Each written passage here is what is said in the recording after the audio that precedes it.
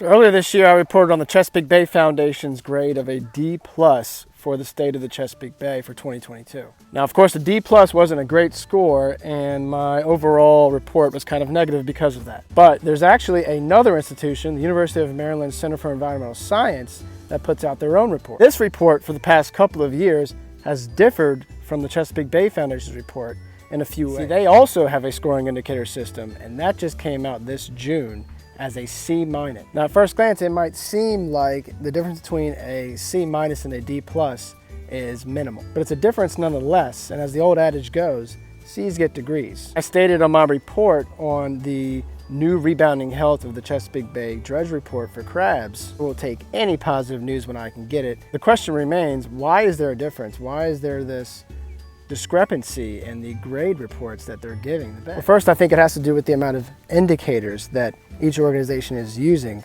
to analyze the health. The Bay Foundation uses 13 indicators to get a total score out of 100. So they're basically taking, of the 13 indicators, an aggregate score and finding the average, which last year was 32 out of 100. That's how they got their D+.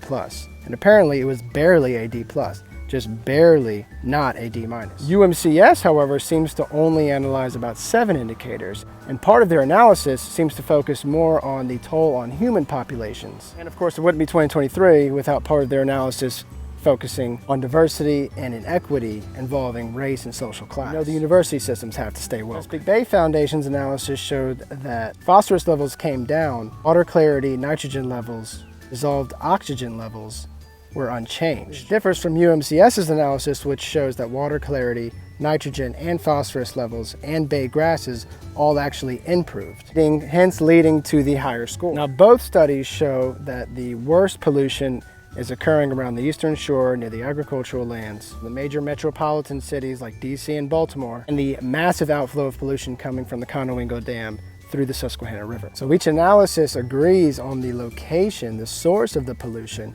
including most of the major tributaries like the one behind me, Back River, consistent grades of Ds and D-. But where the discrepancy seems to come from as far as the actual levels of nitrogen, phosphorus, and water clarity, I can only speculate. Perhaps it's the timing of when these studies are being done. Chesapeake Bay Foundation study seems to conclude in the winter for the entire annual year of 2022.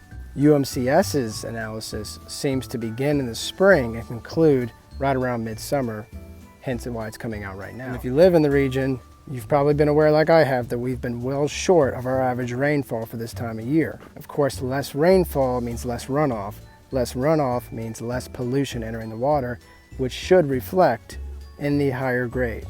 Having said that, though, UMCS has given the grade of C- for the past couple of years, and the Chesapeake Bay Foundation has given the grade of D-, D+ for the past couple of years. So there seems to be an ongoing discrepancy between both of their analysis.